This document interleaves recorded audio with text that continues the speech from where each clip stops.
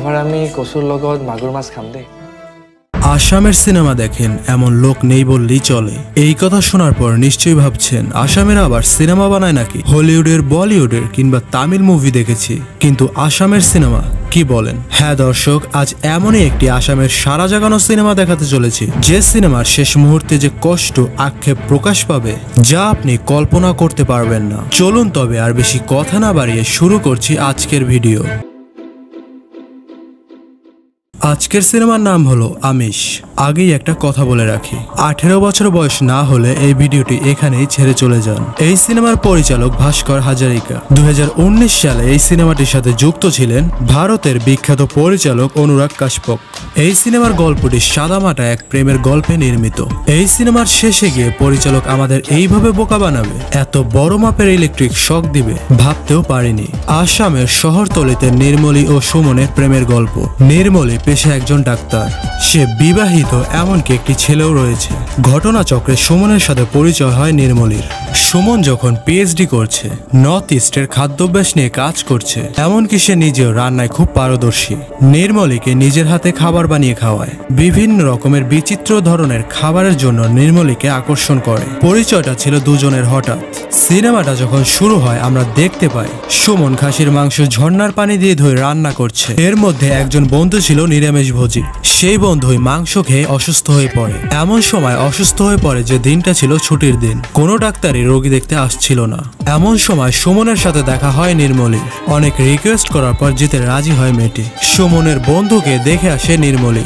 যখন সুমনের সাথে হেঁটে হেঁটে আসছিল নির্মলী, তখন তার সাথে কথা বলতে বলতে উঠে আসে অনেক রকম মাংসের রান্না করা রেসিপি এবং তাদের মাংসাশী ক্লাবের নাম, যা নির্মলীর কাছে ইন্টারেস্টিং লাগে। যখন নির্মলীকে ডাক্তারের ফিস দিতে চায়, তখন নির্মলী নিতে অপারগতা দেখায়। অনেক জোরাজুরির পর ফিস নিতে রাজি হয়, তবে অর্থ নয়, তার চাই সুমনের হাতের রান্না করা মাংস। সুমন তাকে মাংস খাওয়ানোর প্রতিশ্রুতি জানায় এবং সেদিনের মতো বিদায় জানায় সুমন। হঠাৎ একদিন সুমন মাংসের বক্স নিয়ে নির্মলের চেম্বারে হাজির হয়। দুজন চেম্বারে বসে মাংস খাওয়ার পর ফোন নাম্বার বিনিময় করে। ক্রমশই বাড়তে থাকে তাদের সম্পর্কের গভীরতা। এরপর থেকেই প্রায় মাংসের রেসিপি নিয়ে হাজির হতো সুমন। এভাবেই তৈরি হয় দুজনের মধ্যে সংগ্রাহীন ভালো লাগার সম্পর্ক।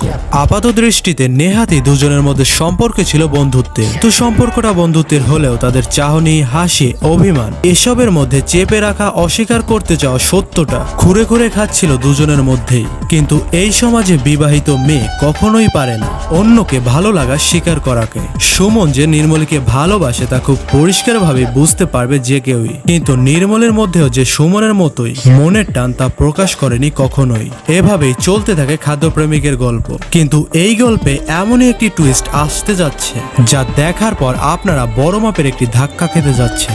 বলা হয় সম্পর্কের সর্বোচ্চ স্তর নাকি যৌনতা। নারী শরীরের ভিতর প্রবেশের উন্মুক্ত আকাঙ্ক্ষাতে পুরুষ প্রেমে মগ্ন হয়। তার মানে কি সুমন নির্মলের শরীরে প্রবেশ করতে চায়? হ্যাঁ দর্শক, সে চায়, কিন্তু সেই চাওয়া কিংবা পাওয়া যেটাই বলেন সেটা একটু ভিন্ন রকমের। এভাবেই খাবার খাওয়াতে খাওয়াতে সুমন তার শরীরে একটি অংশ থেকে মাংস কেটে নির্মলের জন্য রান্না করে নিয়ে যায়। আর সেই মাংস খেয়ে নির্মলের শরীরে একটি ভালো লাগা, উত্তেজনা সৃষ্টি হয়। সে তার অজান্তেই চায় সুমনের সাথে শারীরিক সম্পর্ক স্থাপন করতে। এভাবেই সুমন কিছুদিন ধরে তার শরীরে বিভিন্ন অংশ থেকে মাংস কেটে রান্না করে নিয়ে যায়। একদিন সুমন তার মাংসের সত্যটা জানায়। শোনার পর আকাশ ভেঙে পড়ে তার মাথায়। সে অনেক বমি করতে চাইলেও তা আর হয় না। এরপর কিছুদিন ধরে তাদের মধ্যে কোনো সম্পর্ক থাকে না। হঠাৎ একদিন নির্মলী তার শরীরের মাংস কেটে সুমনের জন্য রান্না করে নিয়ে যায়। এখন আর নির্মলের মানুষের মাংস ছাড়া লাঞ্চ কিংবা রাতের খাবার কোনোটি করা হয় না। নির্মলী পাগলের মতো সুমনের কাছে মানুষের মাংস চায়। সে এক বুক চাপা কষ্ট এবং আর্তনাদ নির্মলীর, যা দেখার সময় এই সিনেমার মধ্যে হারিয়ে যাবেন আপনিও। আর সত্যিই ভাববেন এভাবেও কি ভালোবাসা সম্ভব?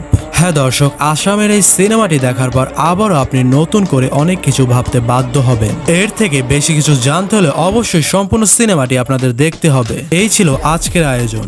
ভিডিওটি ভালো লাগলে লাইক, কমেন্ট, শেয়ার করবেন এবং চ্যানেলে নতুন হলে অবশ্যই সাবস্ক্রাইব আর চ্যানেল ইয়াসিন মালিক এলটিডি। তো বন্ধুরা, সবাই খুব ভালো থাকবেন। Stay home, stay safe. খোদা হাফেজ।